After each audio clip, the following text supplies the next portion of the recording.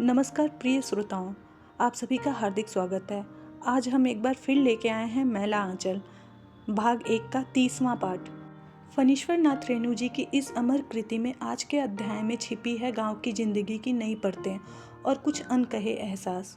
तो आइए शब्दों के इस सफ़र में हमारे साथ जुड़िए और सुनिए आज का पाठ।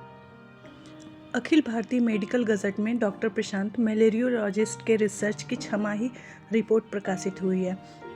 गजट के संपादक मंडल में भारत के 5 डॉक्टर हैं। इस रिपोर्ट पे उन लोगों ने अपना अपना नाम नोट दिया है। मद्रास के doctor T Ramaswamy, MSc, DTM, Cal, PhD Edin, SRSJ Edin ने लिखा है कि हमें विश्वास हो गया है कि डॉक्टर प्रशांत मलेरिया और कालाजार के बारे में ऐसे तथ्यों का उद्घाटन करेंगे जिनसे हम अभी तक अनभिज्ञ थे। नई दवा तथा नए उपचार की संभावनाओं के लिए सारा मेडिकल संसार उनकी ओर निगाहें लगा के बैठा है। प्रशांत की विस्तृत रिपोर्ट में मलेरिया और कालाजार के संबंधित मिट्टी, हवा, पानी तथा इनमें पनपने वाले प्राणियों पर नई रोशनी डाली है।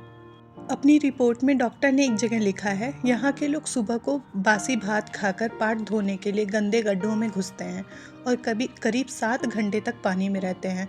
गंदे गड्ढों को देखने से ऐसा लगता है कि पानी का आध इंच धरातल की जांच करने पर 1 लाख से ज़्यादा मच्छर के अंडे जरूर पाए जाएंगे, किंतु यहाँ के मच्छर गंदे गड्ढों में बहुत कम अंडे दे पाते। इनका कोई ग्रुप तो इतना साफ सफाई पसंद करता है कि नॉर्मल तथा स्वच्छ तालाबों को छोड़कर कहीं और अंडे नहीं देता। बेचारे खरगोश को क्या पता कि उसकी जीभ में जो दाने निकल आते हैं, कानों के अंदर जो खुजलाहट होती है, कोमल से कोमल घास की पत्तियों को खाने में भी अच्छी मालूम नहीं होती है, ये कालाजार का लक्षण है। मनुष्य के शत्रु कीड़े मकोड़ों के बारे में डॉक्टर ने लिखा है, मच्छरों को नष्ट करने के उपाय में जो हमें बहुत पहले ही बता दिए गए हैं, हम उन्हीं को आज भी आंख मूंद कर दुहरा रहे हैं। जिन कीड़ों मकोड़ों को हम नष्ट करना चाहते हैं उनके बारे में हमारी जानकारी बहुत थोड़ी है। हमें उनके आदत, स्वभाव और व्यवहार के ढंगों के बारे में जानना होगा। एनोफिलिस के भी कई ग्रुप हैं, हर ग्रुप के अलग अलग ढंग हैं, किंतु किसी ग्रुप में भी किसी तरह के छोटे छोटे सब ग्रुप होते हैं जिनकी आदतें और प्रजनन ऋतु में विभिन्नता पाई गई हैं। उनके लुकने छिपने, पसंदी नापसंदी में भी फर्क है। मैंने एक ग्रुप के मच्छरों को 3 किस्म के अंडे छोड़ते पाया और हर ग्रुप में कुछ दल विशेष हैं जो हवा में अंडे छोड़ते हैं। इनकी चालाकी और बुद्धिमानी का सबसे दिलचस्प उदाहरण यह है कि एक ही मौसम में एक ही ग्रुप के मच्छर हमले के लिए 15 तरीके का व्यवहार करते हैं। कुछ तो एकदम डाइन फ्लाइंग करके हमला करते हैं। इसके अलावा डॉक्टर ने मलेरिया और कालाजार में रक्त परिवर्तन पर भी कुछ नई बातें कही हैं। ममता की चिट्ठी आई है। पटना मेडिकल कॉलेज को इस बात पर गर्व है कि बिहार का एकमात्र मलेरियोलॉजिस्ट डॉक्टर प्रशांत उसी की देन है। ममता ने और भी बहुत सारी बातें लिखी हैं, बहुत सी बातें जिसे प्रशांत करीब करीब भूल गया है या भूल जाना चाहता है। पटना क्लब का नाम पाटलिपुत्र क्लब हो गया है। मिस रेवा सरकार ने बैडमिंटन में रोमेश पाल को हरा दिया। इन बातों पर प्रशांत को अब कोई दिलचस्पी नहीं है, लेकिन ममता जब पत्र लिखती है तो वह कुछ भी बात नहीं देती, छोटी से छोटी बात का जिक्र करती है। पटना मार्केट के सामने जो चाय की दुकान थी उसका बूढ़ा मालिक मर गया, तुम्हें याद है? वही जो तुमको रोज सलाम करके चाय के लिए निमंत्रित करता था, कश्मीरी चाय। प्रशांत को हंसी आती है। बेचारी ममता, उसे क्या मालूम कि मछली को लेकर पालतू नेवले से झगड़ा करने का जो आनंद आता है वह किसी खेल में नहीं। प्रशांत कभी स्पोर्ट्समैन नहीं रहा, वह किसी भी खेल का खिलाड़ी नहीं रहा, फिर भी उसे खेलों में बड़ी दिलचस्पी रहती थी। उसने ताश के पत्तों को कभी हाथ से स्पर्श नहीं किया, लेकिन साप्ताहिक ब्रिज नोट्स को वह गंभीरता से पढ़ जाता था। चर्चिल की भाषा पढ़ना भले ही भूल जाए, कलकत्ता के AFA में मैचों की रिपोर्ट्स में सबसे पहले पढ़ लेता था। लेकिन अब तो वह खुद खिलाड़ी है। नेवले का गुर्राना, चिल्लाना, पूंछ के रोंों को खड़ा कर हमला करने और हमला करते हुए इसका ख्याल रखना कि चोट नहीं लग जाए, नाखून न गड़ जाए। स्पोर्ट्समैन स्पिरिट और किसको कहते हैं? डॉक्टर ममता श्रीवास्तव, दरभंगा के प्रसिद्ध डॉक्टर काली प्रसाद श्रीवास्तव की सुपुत्री। ममता ने डॉक्टरी पास करने के बाद हेल्थ यूनिट की स्थापना की है। शहर के गरीब मोहल्लों में यूनिट ने अपने सेवा कार्य का जो परिचय दिया है वो प्रशंसनीय है।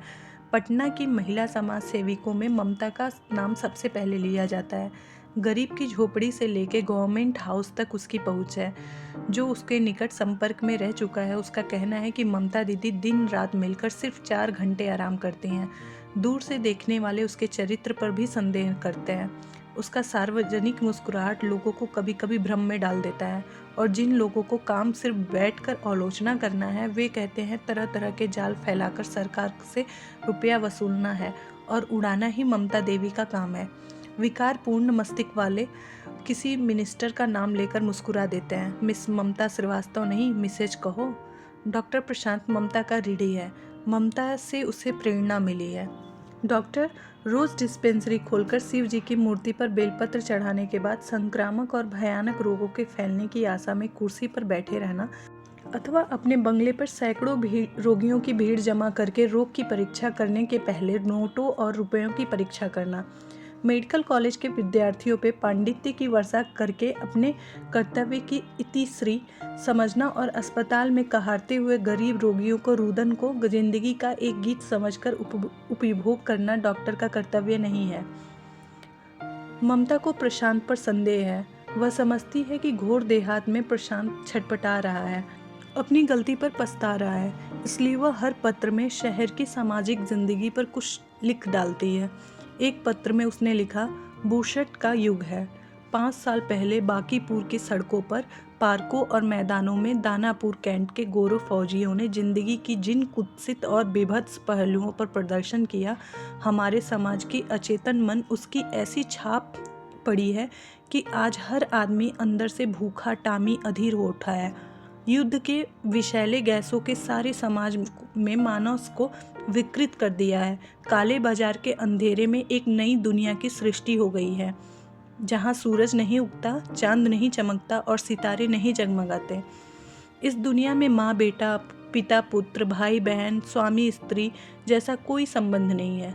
कल एक गरीब ने विटामिन सी की सुई 8 रुपए में खरीदी है। 5 आने का छोटा सा कैप्सूल।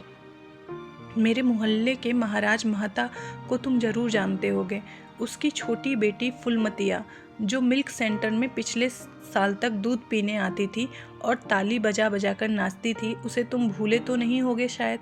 परसों से अस्पताल में पड़ी हुई है। रामनवमी के शाम को नई रंगीन साड़ी पहनकर फुदकती हुई राम मंदिर गई, और रात को 2 बजे पुलिस ने सिटी के एक पार्क में उसे कहारते हुए पाया। फुलमतिया का बयान है, टेढ़ी नीम गली के पास एक मोटर गाड़ी रुक गई और 2 आदमियों ने पकड़ के उसे मोटर गाड़ी में बिठा लिया। बड़े बड़े बाबू लोग थे। मंजर अली रोड से लेकर अशोक पथ तक विदेशी शराब की कई दुकानें खुल गई हैं। कल बिलिंगडन हॉल में टीवी सैनिटोरियम के लिए स्थानीय महिला कॉलेज की लड़कियों ने एक चैरिटी शो का आयोजन किया है। ज्यों ही वीना, बैरिस्टर प्राण मोहन सिन्हा की पुत्री, स्टेज पर उतरी, ऊपर से गैलरी की दुअन्नी इकन्नी फेंके जाने लगी और तरह तरह की भद्दी आवाज़ें कसे जाने लगी। पुलिस ने शांति कायम करने की चेष्टा की, किंतु उन पर ईंट पत्थरों की ऐसी वर्षा हुई कि हाल के सभी दरवाजे और खिड़कियों के कांच टूट गए। बहुत लोग घायल हुए हैं। घायलों में महिलाओं और बच्चों की संख्या ही ज़्यादा थी। और सबसे आश्चर्य की बात सुनोगे? कहा जाता है कि खुराफातियों का लीडर था अमलेश सिन्हा, वीना का चचेरा भाई।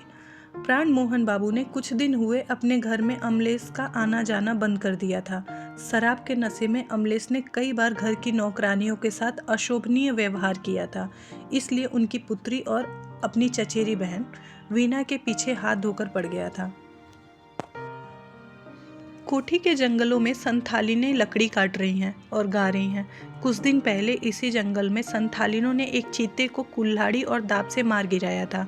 शोरगुल सुनकर गांव के लोग जमा हो गए। मरे हुए बाघ को देखकर भी लोगों के रोंगटे खड़े हो गए थे, और बहुत तो भाग खड़े हुए, किंतु संथालिनें हमेशा की तरह मुस्कुरा रही थी। मकई के दानों की तरह सफ़ेद दंत पंक्तियाँ और वही सरल मुस्कुराहट।